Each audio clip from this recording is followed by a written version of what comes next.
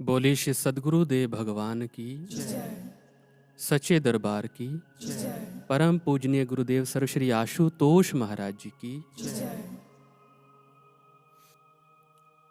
प्रिय गुरु भाइयों एवं गुरु बहनों, आज की इस गुरु गाथा में हम सब भाई बहन मिल करके कुछ याद करेंगे। आप सोच रहे होंगे कि ऐसा क्या है, हम क्या भूल गए हैं। गुरु प्रेमियों, हम सब वो भूल गए हैं जो बहुत ही महत्वपूर्ण था। हम सब वो भूल गए हैं जो हमारे शिष्यत्व का आधार स्तंभ था। हम वो भूल गए हैं जो हमारी साधकता की नींव था, और जिसको भूलने के कारण से आज तक हम वो बन ही नहीं पाए जो गुरु महाराज जी हमें बनाना चाहते थे, बल्कि हम वही के वही हैं जैसे हम पहले थे। और वो क्या है? वो है प्रार्थना। प्रार्थना भूल गए हैं? नहीं, प्रार्थना तो हम सब लोग प्रतिदिन करते हैं।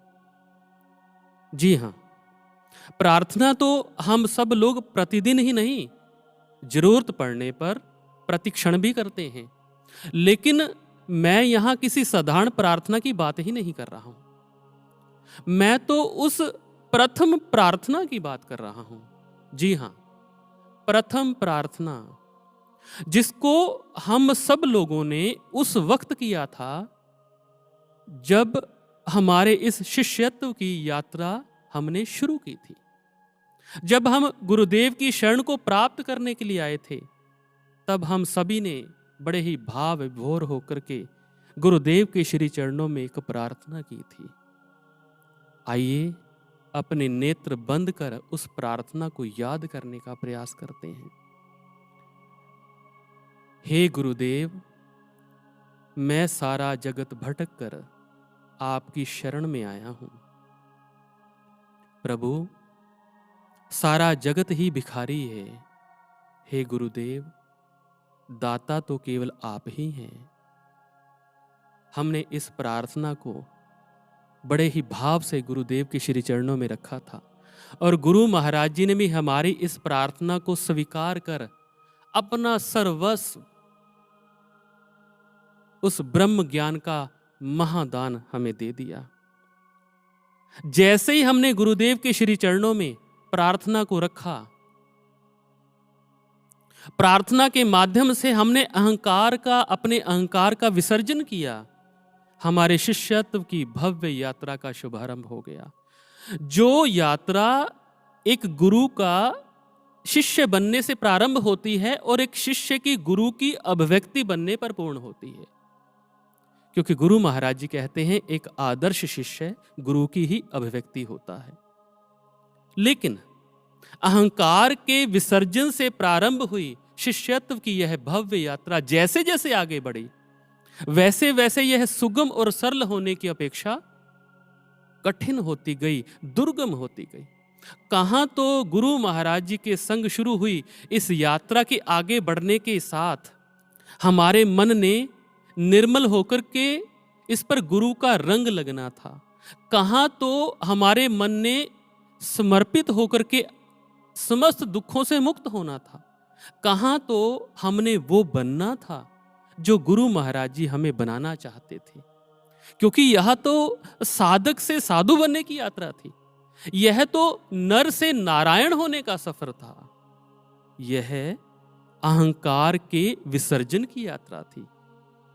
लेकिन जिस अहंकार को हमने गुरु के दाता स्वरूप के समक्ष विसर्जित कर दिया था, समर्पित कर दिया था, उस दाता स्वरूप को भूलने के कारण से समय के साथ इस यात्रा में आगे बढ़ते बढ़ते वही अहंकार अपने नए रूप में हमारे भीतर फिर से पनप उठा, और केवल पनप ही नहीं उठा, बल्कि हमारी समस्त साधना और सेवा के रस को पीता रहा, और हम अभी तक गुरु के रंग से वंचित रह गए। एक बार गुरु महाराज जी अपने साधकों संग विराजमान थे और गुरुदेव ने सभी साधकों को संबोधित करते हुए कहा, अच्छा यह बताओ, मन के समस्त दुखों का मूल कारण क्या है? सभी साधकों ने अपने अपने विचार देने प्रारंभ किए। एक साधक ने कहा, गुरु महाराज जी, हमारी इच्छाएं हमारे दुख का कारण है। एक अन्य साधक ने विचार देते हुए कहा, महाराज जी, हम साधना नहीं करते हैं, यही हमारे दुख का कारण है। एक अन्य साधक ने और विचार देने का प्रयास किया और अंत में सबके विचार सुनने के पश्चात गुरु महाराज जी ने समाधान प्रस्तुत करते हुए कहा, हमारे मन के दुखों का मूल कारण है अहंकार। एक साधक ने कहा, महाराज जी, यह अहंकार किसे कहते हैं? तो सदा की ही भांति गुरु महाराज जी ने अपने विशिष्ट अंदाज में एक ही वाक्य में इसका उत्तर दे दिया।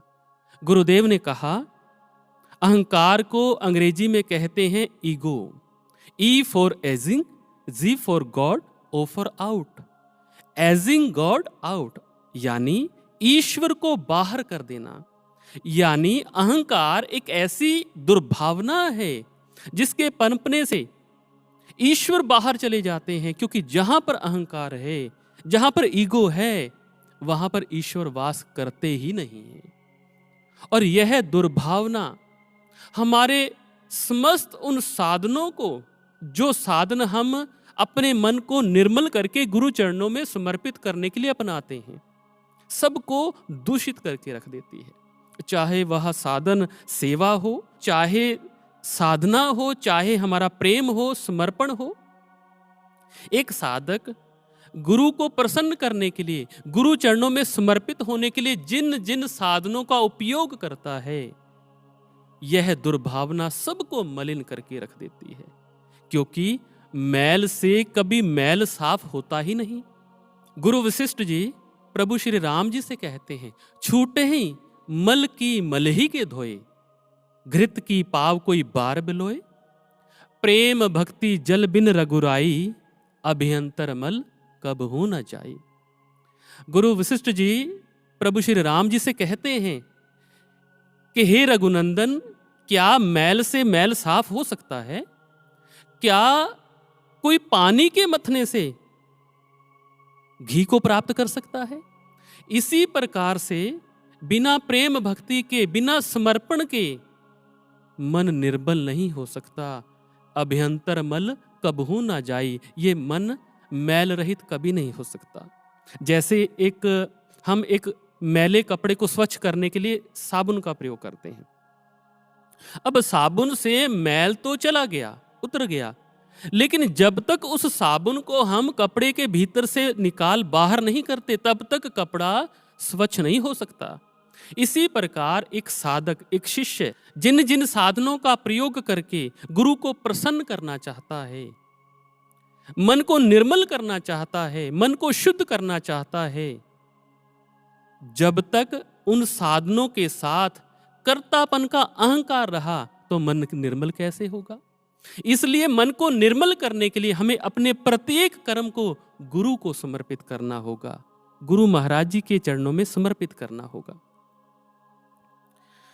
नहीं तो यह दूषित भावना, यह अहंकार हमारी साधकता को पुष्ट करने वाले प्रत्येक कार्य, प्रत्येक सेवा को प्रभावित कर देता है।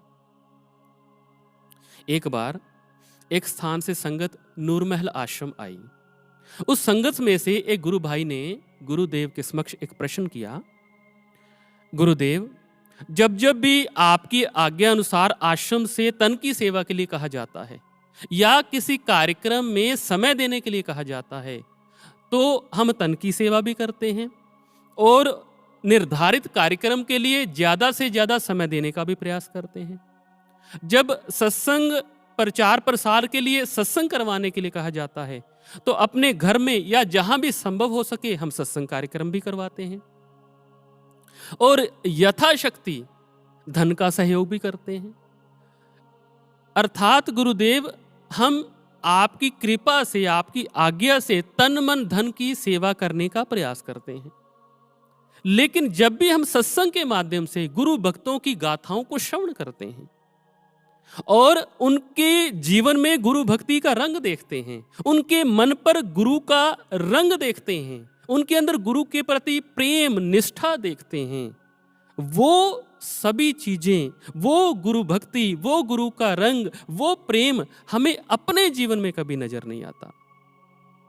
आखिर ऐसा क्यों? कमी कहां पर है? गुरुदेव, आखिर हमसे गलती कहां पर हो रही है जो आज तक हम गुरु के रंग से वंचित हैं? तो गुरु महाराज जी ने गंभीर होते हुए कहा, कर्तापन के अहंकार के कारण ही गुरु का रंग नहीं चढ़ रहा।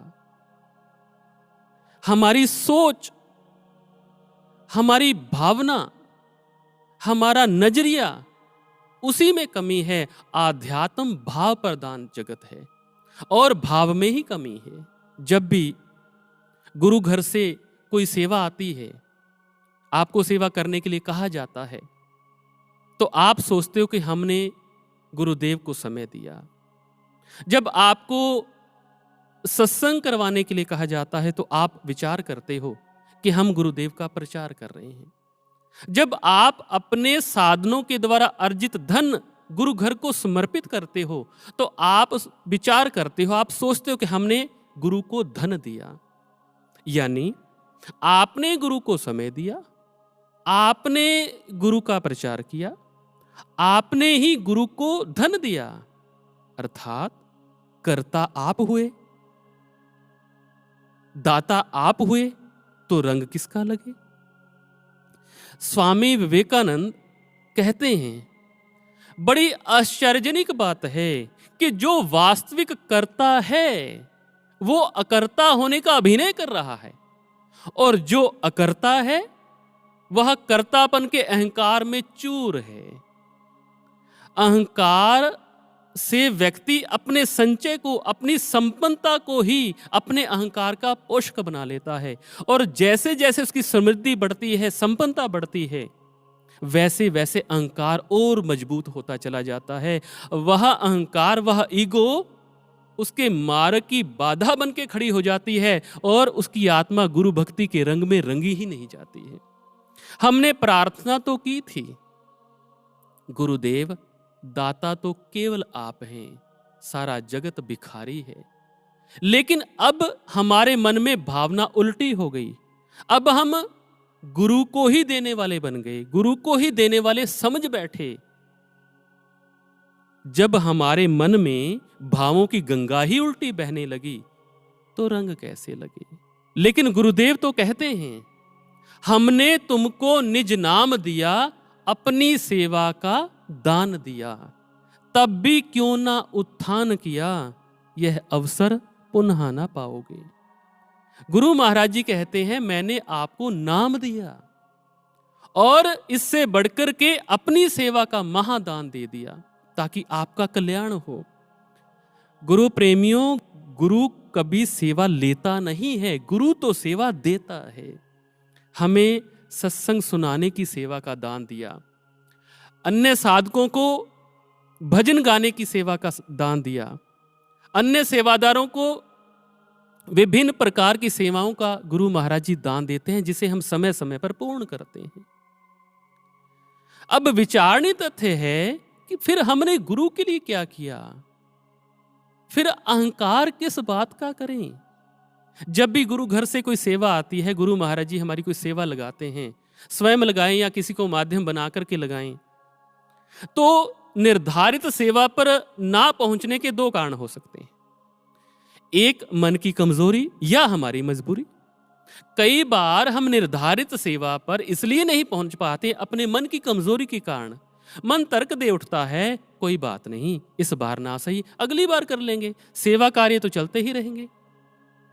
और कई बार हमारी मजबूरी हो सकती है, धन की, समय की या परिस्थितियों वश हम उस निर्धारित सेवा को नहीं कर पाते हैं। लेकिन जब भी हम निर्धारित सेवा पर ना पहुंच पाएं, किसी कार्यक्रम में हमारी सेवा लगी, किसी भी प्रकार की सेवा हो सकती है, तो हम निर्धारित समय पर वहां नहीं पहुंच पाए, तो क्या वो कार्यक्रम रुक गया, वो कथा बंद हो गई हमारे ना पहुंचने के कारण से, या किसी वर्ष आर्थिक तंगी के कारण से हम अपने घर में सत्संग कार्यक्रम नहीं करवा पाए, तो उस जगह पर प्रचार बंद हो गया, या फिर किसी प्रोजेक्ट के निमित्त हमारी धन की सेवा लगी तो हम धन की सेवा नहीं कर पाए, तो क्या हमारे धन की सेवा ना करने से, धन ना देने से वो प्रोजेक्ट बंद हो गया हो?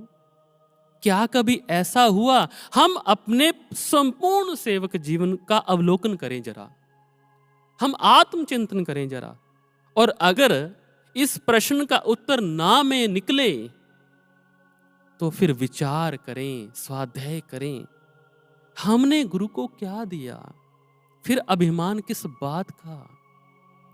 वास्तविकता यह है कि सेवक अपना सब कुछ गुरु को सौंप कर भी कुछ नहीं देता है, और गुरु शिष्य से सब कुछ लेकर के भी कुछ नहीं लेता है।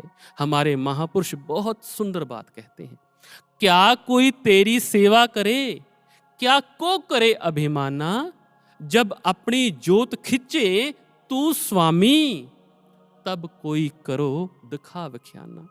हे गुरुदेव, आपकी सेवा कोई कैसे कर सकता है? जब आपकी सेवा ही नहीं कर सकता है कोई, तो फिर अभिमान भी कैसे हो?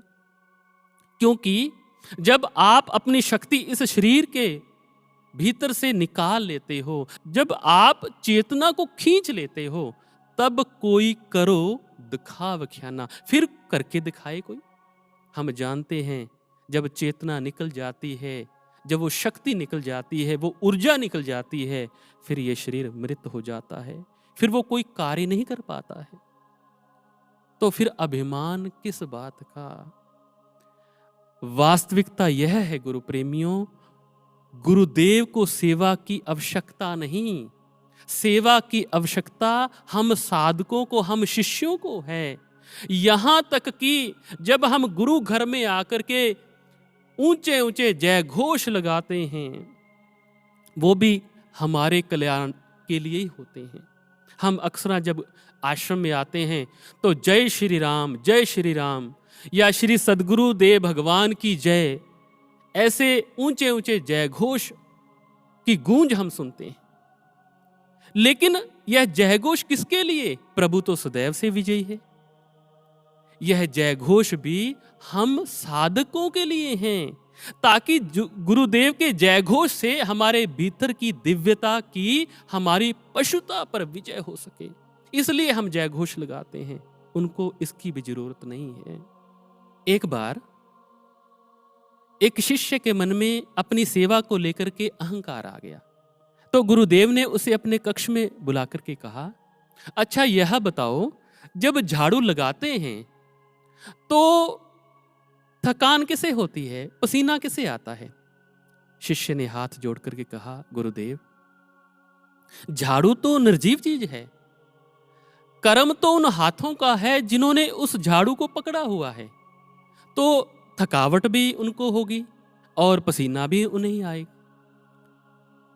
ऐसा सुनकर के गुरुदेव की आंखों में करुणा तैरने लगी, और शिष्य की आंखों में झांकते हुए गुरुदेव ने कहा कि तुम सब भी मेरे इस विश्व शांति के मिशन में जो भी लोग सहयोग दे रहे हो, चाहे वो प्रचारक हों, चाहे सेवादार हों, वो सब भी तो समाज की सफाई ही कर रहे हैं ना। यानी वो भी आप सब लोग झाड़ू के तिनकों के समान एक लक्ष्य के सूत्र से बंधे हुए हो, लेकिन उसको थाम तो हमने ही रखा है ना। तो फिर कर्ता भाव का अहंकार क्यों? क्योंकि जब गुरु के प्रति शिष्य का समर्पण हटता है, तो झाड़ू के समान सफाई करने वाला शिष्य वो तिनकों के समान बिखर कर कचरा ही बन जाता है। इसलिए अपने हर कर्म को गुरुदेव को समर्पित करते हुए चलें। लेकिन इसका अर्थ यह नहीं कि आप द्वारा किया गया त्याग उसकी कोई कीमत नहीं, बल्कि गुरुदेव ने तो सदैव संगत के योगदान को सराहा है। समय दानियों की निष्ठा से जुड़ी हर एक दीवार है, अद्वितीय तप त्याग तितिक्षा करता हर एक परिवार है। जो गुरु घर को आप बड़ी निष्ठापूर्वक समय देते हैं। ये काफिला उसी से तो आगे बढ़ रहा है। आपका गुरु घर के लिए किया गया तप, त्याग, प्रतीक्षा यानी सहनशीलता वह अद्वितीय है, अवर्णनीय है। लेकिन गुरुदेव ये भी चाहते हैं कि मेरी संतानें मुझे प्रसन्न करने के लिए, मेरे इस महान मिशन में अपना योगदान अर्पित करने के लिए जो पुरुषार्थ कर रही हैं, उस पुरुषार्थ से इनके कर्तापन का अहंकार दूर कर दूं, ताकि इनको उस पुरुषार्थ का पूर्ण लाभ मिले, इनका मन निर्मल हो और गुरु चरणों में समर्पित हो सके। क्योंकि जिस कार्य के साथ कर्तृत्व की भावना जितनी प्रगाढ़ होगी, कर्तापन का अहंकार जितना गहरा होगा, उस अहंकार को विगलित करने में उतनी ही ऊर्जा खर्च होगी, यह निश्चित है। इसलिए गुरु महाराज जी तो समय समय पर अपने साधकों को ही सम्मान देते आए हैं। आज भी अगर कोई नया व्यक्ति आता है तो आकर के यही प्रश्न करता है कि हम आपके गुरुदेव के विचार सुनना चाहते हैं, क्या आपके गुरुदेव की कोई ऑडियो या वीडियो है ताकि हम उनके विचार श्रवण कर सकें। लेकिन हम जानते हैं गुरुदेव ने यह सम्मान भी अपने शिष्यों को दिया। इस मंच से आप देख रहे हैं, चाहे कोई विचार देता है, चाहे कोई यहां पर भजनों का गायन करता है, इसके पीछे भी गुरुदेव की कृपा ही है, हम सब जानते हैं। लेकिन यह सम्मान भी गुरुदेव अपने शिष्यों को देते हैं। गुरुदेव तो हमें सम्मान दे रहे हैं, लेकिन हम शिष्य, हम साधक भी यह ना भूलें, हमारे इस समस्त कार्यों के पीछे केवल गुरुदेव की कृपा ही काम कर रही है। उनकी कृपा के कारण ही हमारी सेवाओं को सफलता मिल रही है। कोई भी साधक ये ना भूले। इसलिए इस बात को सदैव याद रखें, क्योंकि गुरुदेव कहते हैं अहंकार भी दो तरह का होता है, एक स्थूल अहंकार, एक सूक्ष्म अहंकार। स्थूल अहंकार जो बाहरी कारणों से होता है, यानी मेरा पद, मेरी स्थिति, मेरा धन, मेरा बल, मेरा नाम, मेरा यश, मेरे संबंध, और जितना ये प्रगाढ़ होगा ये साधक को उतना ही अपने पाश में बांधता चला जाता है। और समय समय पर यह अहंकार बाहर भी प्रकट होता रहता है। जैसे एक बार एक सज्जन थे, किसी विशेष पद पर कार्यरत थे और उनकी खासी जान पहचान भी थी, और जब भी वो आश्रम आते तो गुरुदेव का विशेष स्नेह पाते। अब उन साधक को लगने लगा कि मेरे पद विशेष के कारण, मेरी जान पहचान के कारण गुरु महाराज जी मुझे इतना प्रेम देते हैं, और जब भी मैं आश्रम आता हूं मुझे तुरंत बुला लेते हैं, मुझसे सलाह भी करते हैं। ऐसी दुर्भावना उसके मन में जागने लगी। उसके अंतकरण में ऐसा विचार जैसे ही पनपा, अहंकार ने उसके जीवन को प्रभावित करना शुरू कर दिया। क्योंकि गुरु प्रेमियों, बुद्धि एक शक्तिशाली उपकरण है। Intellect is the most powerful tool and gives a man to rise up और fall down. It can show a way to sustain और किल द ईगो। अर्थात बुद्धि एक ऐसा शक्तिशाली उपकरण है जो हमारे अहंकार को खत्म भी कर सकता है और हमारे अहंकार को बढ़ावा भी दे सकता है। जैसा उस सज्जन की बुद्धि ने विचार दिया, अगर वो यह विचार करते कि मेरे कल्याण के लिए गुरु महाराज जी मुझे अपना समय देते हैं, तो उसके अंदर अभिमान नहीं जागता। लेकिन अब बुद्धि ने विचार दे दिया कि मेरे ऊंचे पद के कारण, मेरी जान पहचान के कारण गुरु महाराज जी मुझे प्रेम देते हैं, अपना सानिध्य, बार बार अपना सानिध्य प्रदान करते हैं।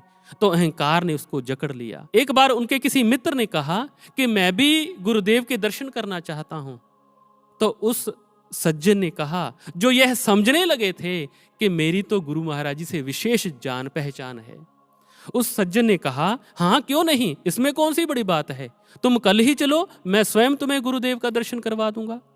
और अगले दिन प्रातः जैसे ही वो आश्रम आए, गेट पर नियुक्त सेवादार को कहा, गुरुदेव को कहना कि मैं आया हूं। कहां तो भावुक मन ने, भक्त मन ने दर्शन के लिए गुहार लगानी थी, लेकिन अहंकारी मन अपने आने की सूचना गुरुदेव तक पहुंचा रहा है। और जब शिष्य के सिर पर अहंकार ऐसे दुबदुबी बजाता है ना, तो गुरुदेव इससे कैसे बेखबर रह सकते हैं। गुरुदेव ने भी सोच लिया कि आज अपने इस भक्त को अहंकार के इस महारोग से मुक्त करके ही रहना है। उन्होंने लीला प्रारंभ कर दी। जैसे ही संदेश भीतर गया, तुरंत गुरु महाराज जी ने उनको बुला लिया। अब तो उन सज्जन का अहंकार सिर चढ़कर बोलने लगा। मैंने क्या कहा था, जैसे ही आश्रम पहुंचेंगे गुरुदेव हमें बुला लेंगे। ऐसी ढींगे हाँकते हाँकते दोनों गुरुदेव के कक्ष तक पहुंचे और उन सज्जन ने गुरु महाराज जी को प्रणाम किया और एक और बैठ गए। उसके उपरांत उनके मित्र ने प्रणाम किया और गुरु महाराज जी उनके मित्र से बात करने लगे। आप कहाँ से आए हैं, क्या करते हैं, आपके परिवार में और कौन कौन है। और आज अपने को महत्व ना मिलता देख उन सज्जन ने कहा, महाराज जी ये मेरे मित्र हैं, इनको मैं ही लेके आया हूं। अब गुरु महाराज जी ने कहा, उन सज्जन की ओर देखते हुए कहा, आप कौन हैं, आप कहां से आए हैं। अब आप समझ सकते हैं जब गुरुदेव ने उनको ये वचन कहे तो उनकी क्या दशा हुई होगी। वो सक पका गए, गर्दन झुक गई, क्योंकि गुरुदेव के वचनों रूपी अमोघ बाण ने शिष्य के अंतकरण को बींध दिया था और अब वो दर्द से कराह रहा था। गुरु प्रेमियों, जब गुरु चोट करता है तो बहुत दर्द होता है, शिष्य रोता है और उसके सिर पर चढ़कर बोलने वाला अहंकार उसके हृदय का दर्द और आंख का आंसू बनकर निकलता है।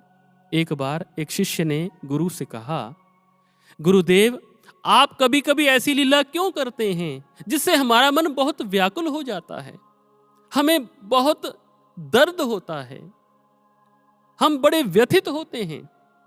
तो गुरुदेव ने भी हंसकर कहा, तुम्हारे कल्याण के लिए वत्स, मैं नहीं चाहता कि मेरे शिष्य का कोई अंग रुग्ण रह जाए, इसलिए तुम्हारे उन रुग्ण अंगों के उपचार के लिए ही मैं कठोर होता हूं, मैं निष्ठुर बनता हूं।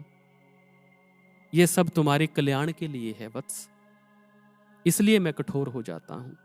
इस प्रकार से जो स्थूल अहंकार है वो समय समय पर अपने आप को प्रकट करता रहता है, लेकिन दूसरा है सूक्ष्म अहंकार, जो साधारणतः किसी साधक को पता ही नहीं चल पाता है। साधक यह जान ही नहीं पाता है कि उसे उसके मन में किसी कोने में सूक्ष्म अहंकार रूपी सर्प छिपा बैठा है।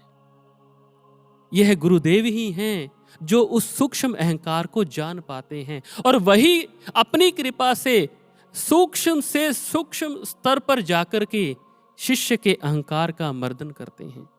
एक बार एक साधक जब अन्य साधकों को विषय विकारों से प्रभावित होते देखता तो उसके मन में अक्सर ये विचार आते कि ऐसा नहीं होना चाहिए, हम सब तो सत्य पथ के साधक हैं, हमें अपने मन पर अंकुश लगा करके रखना चाहिए।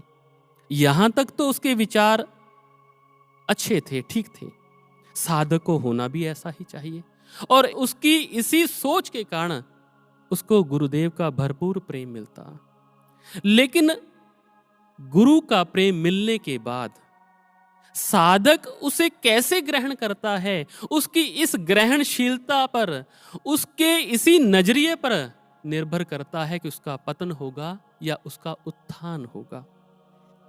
एक बार एक शिष्य को समझाते हुए गुरु महाराज जी ने कहा, गुरु का प्रेम प्राप्त करके तो शिष्य को और विनम्र हो जाना चाहिए, पर वास्तव में मेरे प्रेम को प्राप्त करके लोगों को यही लगने लगता है कि हमारी गाड़ी इस रास्ते पर ठीक चल रही है, इसलिए गुरुदेव प्रसन्न हैं, इसलिए वो अहंकार से भर जाते हैं और स्वाध्याय बंद कर देते हैं।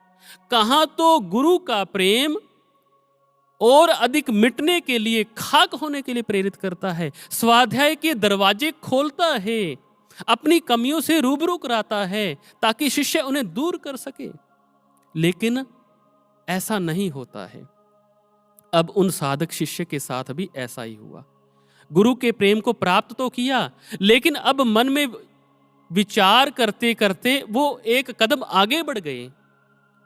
उनके मन में यह विचार आने लगा कि चाहे कोई भी शिष्य इन विषय विकारों से प्रभावित क्यों ना हो, लेकिन मुझे ये विषय विकार कभी भी प्रभावित नहीं कर सकते। मेरा मन इनसे कभी भी विचलित नहीं हो सकता। वह साधक यह भूल कर गया कि वह भी एक साधक है, सत्य पथ का पथिक है, राही है, अभी उसको मंजिल नहीं मिली है। और जब तक इस मार्ग पर चलते हुए, इस दुर्गम पथ पर चलते हुए मंजिल मिल नहीं जाती, तब तक कुछ भी कहना असंभव है। कोई भी साधक इस मार्ग पर कोई दावा नहीं कर सकता है, क्योंकि वह भूल गया कि उसकी नाभि अभी समुद्र में है और ना जाने कर्म संस्कारों का कौन सा तूफान जीवन में आ जाए और उसकी साधकता की नाभि हिचकोले खाने लगे। समय आया, कर्म संस्कारों की ऐसी आंधी उसके जीवन में चली कि उसका मन भी, उस साधक का मन भी विषय विकारों से प्रभावित हो गया।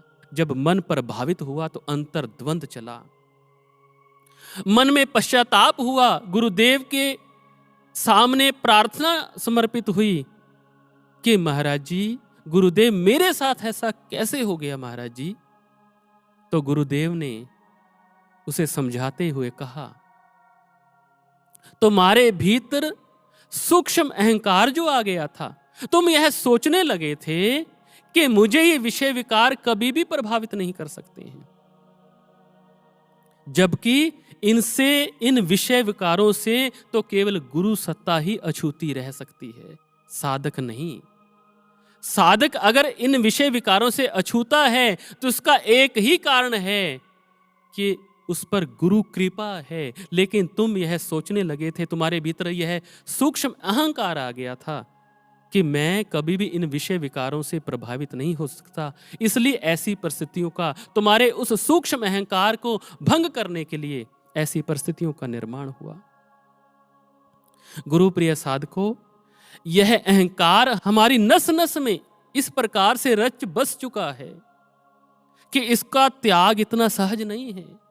यह एक गंभीर समस्या है। कई बार तो दृढ़ निश्चय साधक भी अहंकार के पाश से बच नहीं पाते हैं, अनजाने में ही वो इसका शिकार हो जाते हैं। और फिर कमजोर साधकों की तो बात ही क्या, उनको तो कुछ भी करो उनके मन में अहंकार आ जाता है। थोड़ा सा सत्संग सुनाया, उनके विचारों को श्रवण कर कोई व्यक्ति प्रभावित हुआ तो अहंकार आ जाता है। जरा सी अधिक सेवा कर ली तो अहम भाव ने जकड़ लिया, या फिर किसी ने प्रशंसा के दो शब्द कह दिए तो अहम से भर जाते हैं। साधकों के ना चाहते हुए भी यह अहम उनके हृदय में आसन जमा लेता है। तो क्या किया जाए, ऐसे में क्या किया जाए?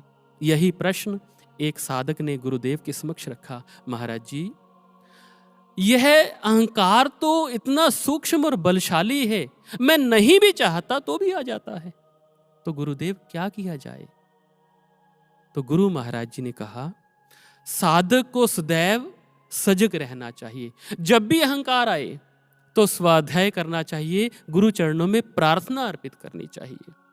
गुरुदेव ने इन आसान से शब्दों के द्वारा अहंकार जैसे महाशत्रु को पराजित करने का कितना सटीक सूत्र बताया है। गुरुदेव ने कहा कि जब भी अहंकार भीतर से जोर मारे तो सर्वप्रथम स्वाध्याय करो, आत्मनिरीक्षण करो, इंट्रोस्पेक्शन करो।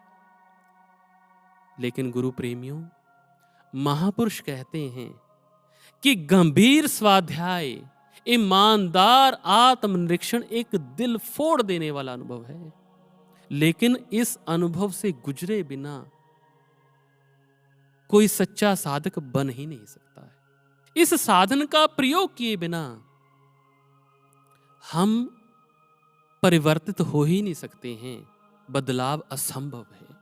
इसलिए भगवान श्री राम किष्किंधा कांड में लक्ष्मण जी को समझाते हुए कहते हैं, कृषि निरावही चतुर किसाना, जिम बुद्ध तजे मोह मद माना। जो लोग कृषि की शैली से परिचित हैं वो इस बात को जानते हैं, किसान सबसे पहले बड़े परिश्रम से खेत की तैयारी करता है, फिर उस चीज का बीज बोता है जिसको वो फसल के रूप में प्राप्त करना चाहता है। वही बीज अंकुरित होकर के फसल बढ़ने लगती है, लहलहाने लगती है। लेकिन इतने भर से किसान का कार्य समाप्त नहीं हो जाता है, बल्कि अब तो उसके सामने एक कठिन समस्या आ जाती है, क्योंकि वह यह देखता है कि उसने जिस चीज का बीज बोया वो फसल तो उग ही आई है, लेकिन उसके साथ साथ अन्य चीज भी खेत में निकल आई है, जिसे खरपतवार कहते हैं, घास कहते हैं। कितनी विचित्र बात है, हैरानीजनक बात है। जिस चीज को उगाने का प्रयास तक किसान ने नहीं किया, वो भी फसल के साथ लहलहाती दिखाई देती है। अब किसान ने बीज तो बोया धान का या गेहूं का, तो उस धान के साथ हरी हरी घास भी खेत में उग आई, और यदि किसान आलसी हुआ तो वह उस घास को निकालने का प्रयास ही नहीं करता, क्योंकि घास निकालना टेढ़ी खीर है, कठिन कार्य है। लेकिन एक चतुर किसान को यह कला होती है कि वह घास के पौधे को उखाड़ देता है, और कृषि की भाषा में इसी घास उखाड़ने की कला को ही निराना कहते हैं। प्रभु श्री राम लक्ष्मण जी से कहते हैं कि जो समस्या किसान के सामने आई, वही समस्या एक साधक के समक्ष भी आती है। एक साधक खेती तो करना चाहता है भक्ति की, सद्गुणों की, सद्विचारों की, लेकिन उसके अंतकरण में मोह मद मान के अनचाहे पौधे भी उगाते हैं। और जिस प्रकार से एक चतुर किसान निराई करता है अपनी खेती की, उसी प्रकार से जो बुद्ध जन हैं, जो विवेकी जन हैं, जो साधक सतर्क हैं, सजग हैं, जो सावधान है साधक, वो स्वाध्याय करते हैं और अपने अंतकरण से मोह मद और अभिमान के इन पौधों को उखाड़ फेंकते हैं। अब साधक ने भक्ति रूपी धान की खेती की, लेकिन धान के साथ साथ घास अपने आप उगाई, और जिस वस्तु से धान बढ़ा उसी से घास बढ़नी शुरू हो गई। धान कब बढ़ेगा? जब पानी बरसेगा, और घास भी उससे ही बढ़ेगी। अब किसान सोचे कि पानी को ही बंद कर दें ताकि घास ना बढ़े, लेकिन उस पानी को बंद करने से धान भी नष्ट हो सकती है, धान की खेती भी बर्बाद हो सकती है। इसलिए पानी बंद नहीं कर सकते। तो क्या किया जाए? आखिर ये पानी है क्या? पानी है एप्रिशिएशन, यानी प्रशंसा। जब भी कोई इंसान अच्छा कार्य करेगा तो उसे प्रशंसा का पानी भी प्राप्त होगा। उस प्रशंसा के पानी से उसकी फसल बढ़ेगी। यानी साधक के भीतर अच्छे कार्यों को करने की रुचि बढ़ेगी। हमें अच्छे कार्यों को करने का प्रोत्साहन मिलेगा, लेकिन इसके साथ साथ हमारे मन में कर्तापन का अहंकार भी जागृत होगा कि ये अच्छा कार्य मेरे द्वारा हुआ है, मैंने इस अच्छे कर्म को किया है।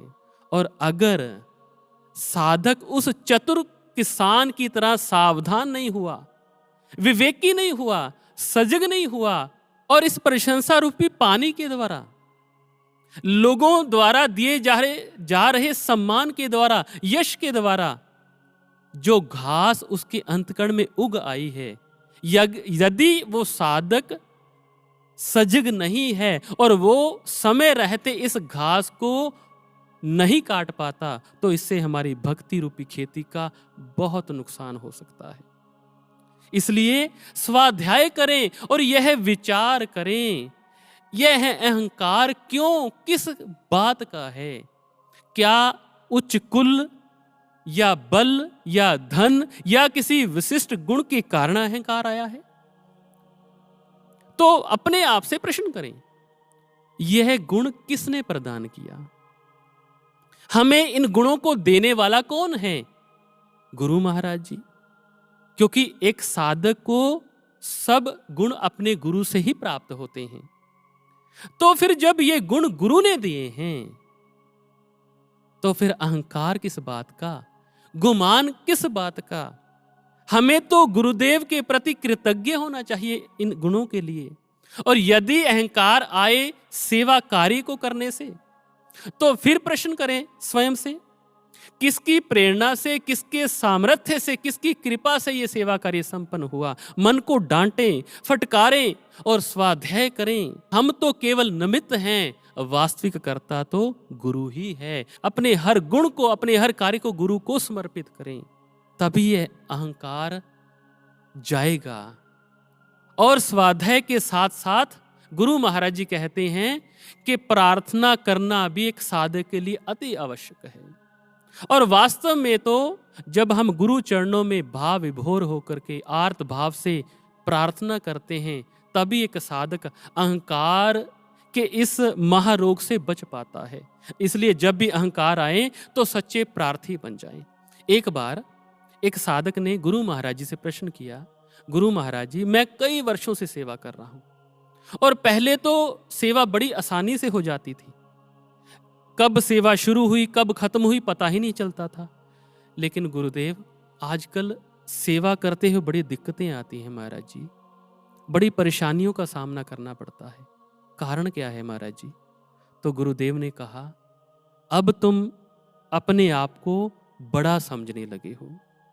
पहले तो तुम बालक की न्याय स्वयं को अकर्ता, अबोध समझ करके सेवा करते थे, लेकिन अब तुम स्वयं को बड़ा समझने लगे हो। तुम्हें लगता है कि मुझे सेवा करने की समर्था आ गई है, तुम्हें लगता है कि तुम सेवा के अभ्यस्त हो चले हो, अब तुम्हें किसी सहारे की आवश्यकता नहीं है। इस मैं में गुरु कहीं बहुत पीछे छूट गया। और जब गुरु पीछे छूट गया तो कृपा कैसे होगी? जब कृपा नहीं होगी तो सेवा में परेशानी तो आएगी आएगी, दिक्कतें तो आएंगी। इसलिए जब भी सेवा कार्य में दिक्कतें आएं तो समझ लेना चाहिए गुरु से कनेक्शन टूट गया है। तो सब छोड़ करके गुरु के चरणों में प्रार्थना करें, गुरु से संपर्क स्थापित करें।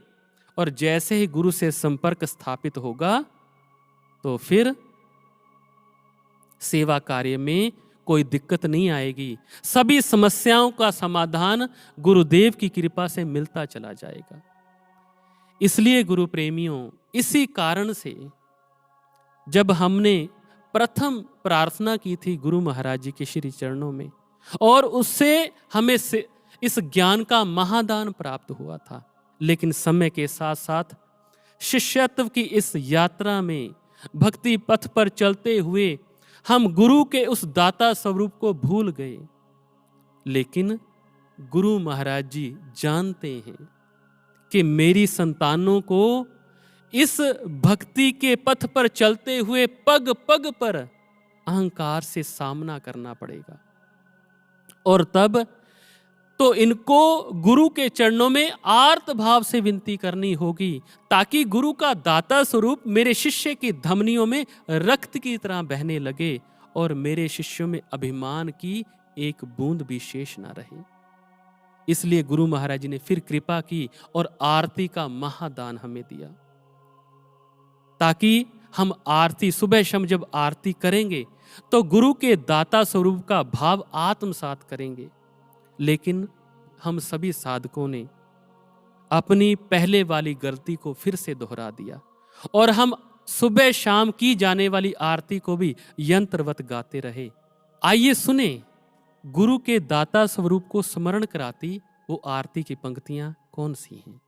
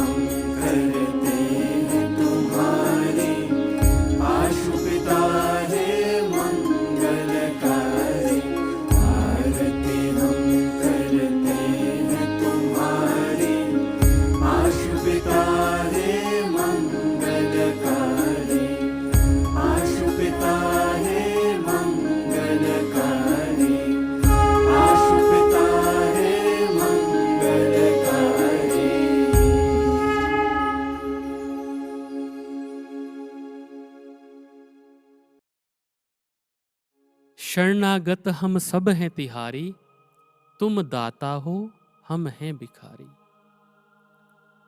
गुरु प्रिय साधकों, आरती की इन पंक्तियों के भाव हम आत्मसात करें, गुरु के दाता स्वरूप को सदैव स्मरण रखें और अपने प्रिय गुरु महाराज जी के लिए कुछ भी क्यों ना करें, कितना भी क्यों ना करें, मन में गरूर कभी जागृत ना हो, क्योंकि गुरु से मिलने के लिए यह गरूर ही सबसे बड़ी बाधा है और गुरु ही इस गरूर का र मिटाकर हमारे भीतर, एक शिष्य के भीतर गुरु तत्व को जगा सकते हैं। गरूर के मिटने पर ही निर्माण संभव है और कर्ता भाव के पिघलते ही साधक बंधन मुक्त जीवन का स्वामी बन जाता है और उच्चतम अभिव्यक्ति को पाता है। और ऐसा निराभिमानी शिष्य ही वास्तव में गुरु की अभिव्यक्ति बन पाता है। और आइए अंत में हम सभी साधक मिलकर के गुरुदेव के श्री चरणों में प्रार्थना करें कि हम सभी साधकों के जीवन में समर्पण के फूल खिलें, अहम के कांटों से हम सब की साधकता मुक्त हो। इन्हीं भावों के साथ मैं अपने वक्तव्य को यहीं पर विराम देता हूँ। बोलिए श्री सद्गुरुदेव भगवान की, सच्चे दरबार की, परम पूजनीय गुरुदेव सर्व श्री आशुतोष महाराज जी की धन्यवाद।